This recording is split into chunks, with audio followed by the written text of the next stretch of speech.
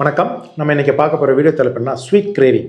அது சொல்ல சிலருக்கு எனக்கு ஸ்வீட் டூத் இருக்குது, எனக்கு இந்த நொறுக்கு தீனி சாப்பிட்றதுக்கு எப்போவுமே சாப்பிட்டுக்கிட்டே இருக்கிறேன், அதை எப்படி இப்போ அவாய்ட் பண்ணலாம்? அதாவது ஸ்வீட் கிரேவிங் சொல்கிறத எப்படி அவாய்ட் பண்ணலாம்?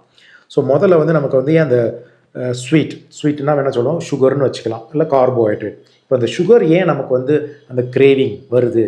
முதல்ல சுகரை பற்றி நம்ம அடிப்படையை புரிஞ்சுக்கணும்.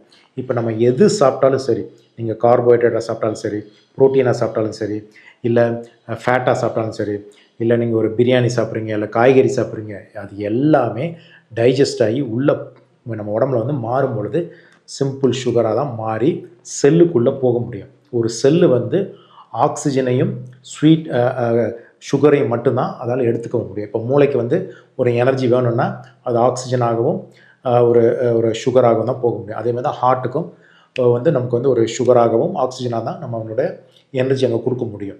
ஸோ அப்போ ஸ்வீட்டுங்கிறது, அதாவது கார்போஹைட்ரேட்டுங்கிறது இல்லை சுகருங்கிறது ஒரு அத்தியாவசியமான ஒரு பொருள் நம்ம உடம்புக்கு. அடுத்தது பார்த்திங்கன்னா நமக்கு முதல்ல நம்ம சின்ன குழந்தையிலேருந்து ஆரம்பிக்கும் போதே பார்த்திங்கன்னா, தாய்ப்பால்லேருந்து ஆரம்பிக்கும் பொழுது அதிலே பார்த்திங்கன்னா அந்த சுகர்லாம் இருக்குது.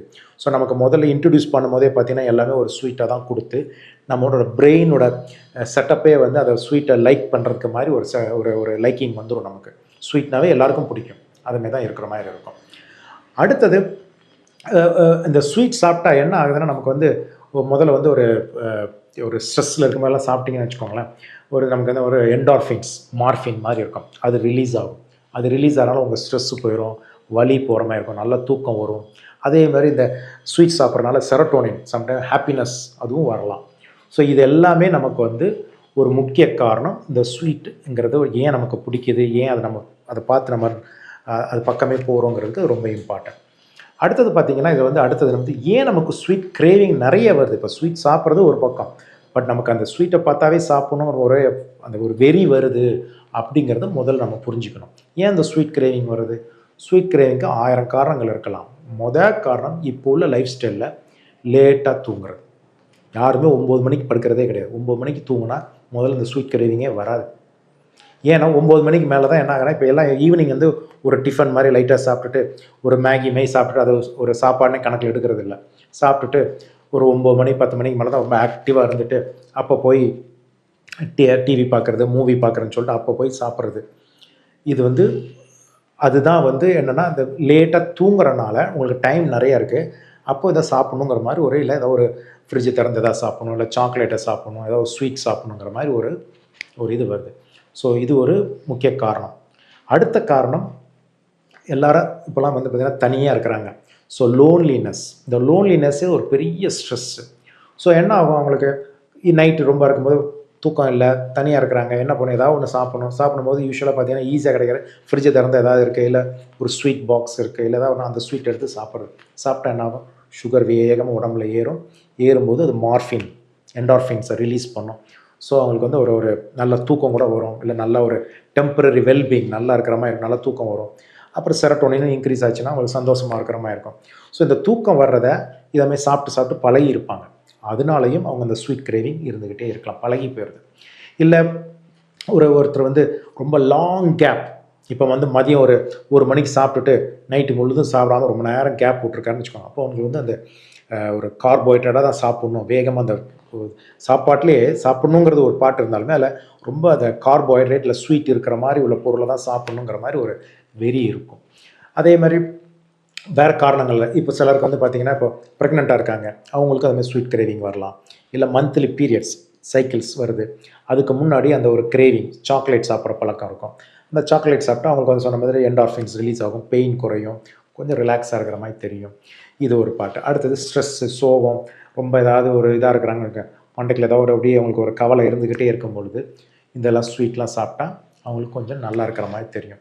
ஸோ இதெல்லாம் தான் ஒரு முக்கிய காரணம் ஃபார் அந்த கிரேவிங் வர்றதுக்கு. இது தவிர ஒருத்தர் டயபெட்டிக்காக இருக்காங்கன்னு வச்சுக்கோங்க, டயபெட்டிக்னால் இப்போது சுகர் வந்துடுச்சுன்னா அந்த சுகர் அவங்களுக்கு நிறைய சுகர் உடம்புல இருந்தாலுமே பசி இருந்துக்கிட்டே, அந்த ஸ்வீட் கிரேவிங் இருந்துக்கிட்டே இருக்கும். ஏன்னா செல்லுக்குள்ளே போகிறதுக்கு இன்சுலின் இல்லை, சுகர் ரத்தத்தில் இருந்தாலும் செல்லுக்குள்ளே போகாதனால அதிக சுகர் இருந்தாலும் சாப்பிடணுங்கிற நிறைய இருக்குது. அதாவது பாலிஃபேஜியா, பாலிடிப்சியா நிறைய நம்ம பேசியிருப்போம், அதெல்லாம் நிறையா ஸ்வீட் சாப்பிட்ற மாதிரி இருக்குது. அதேமாதிரி லோ சுகர், இப்போ டயபெட்டிஸ் சொல்லி அவங்க மாத்திரை போட்டாங்க. மாத்திரை போட்டு சுகர் வேகமாக குறையும் போது நம்ம உடம்பே வந்து மூளைக்கும் ஹார்ட்டுக்கும் சுகர் வேணும். ஸோ என்ன பண்ணும், ஸ்வீட்டை சாப்பிட்றது தான் உங்களுக்கு தூண்டும்.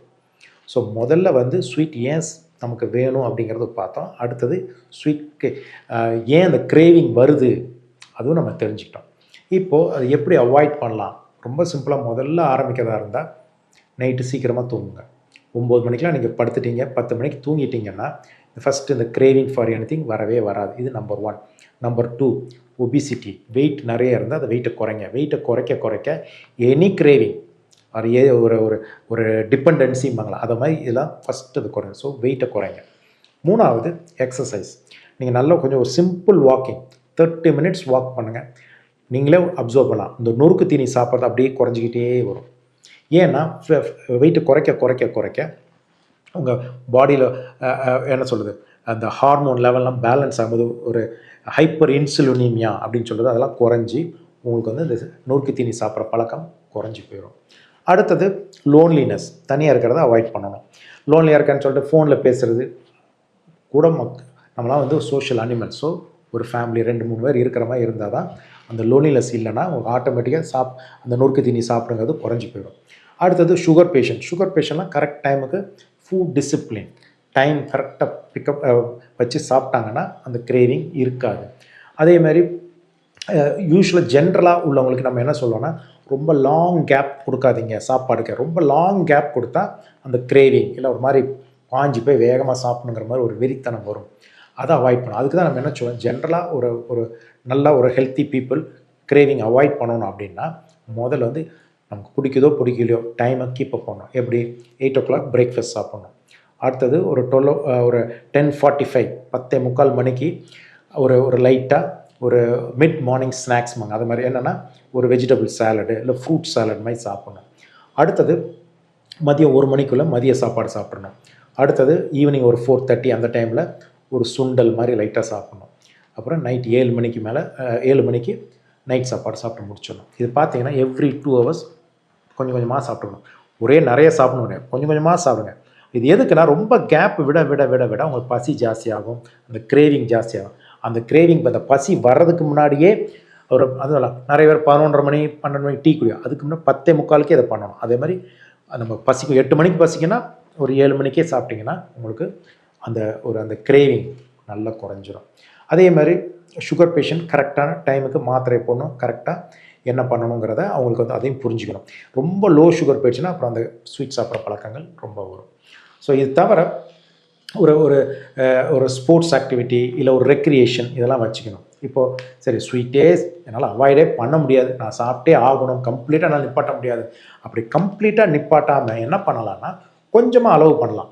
இப்போ நீங்கள் வந்து ஒரு நைட்டு சாப்பிட்ட பிறகு ஏதாவது ஒரு ஸ்வீட் சாப்பிட்ணும் அப்படின்னு நினச்சிங்கன்னா அந்த ஸ்வீட்டோ இல்லை பிஸ்கட்டோ இல்லை ஏதோ ஒரு இது வந்து நீங்கள் வந்து உங்கள் ரொம்ப கொஞ்சமாக இப்போ ஒரு 2 பிஸ்கட் சாப்பிட்டீங்கன்னா ஒரு அரை பிஸ்கட் சாப்பிடுங்க. அது மாதிரி இல்லை அப்படின்னா ஜென்ரலாக எப்படி சொல்லுவாங்கன்னா, நீங்கள் சாப்பிட்ற ஸ்வீட் வந்து 150 கலோரிக்கு மேலே இருக்கக்கூடாது.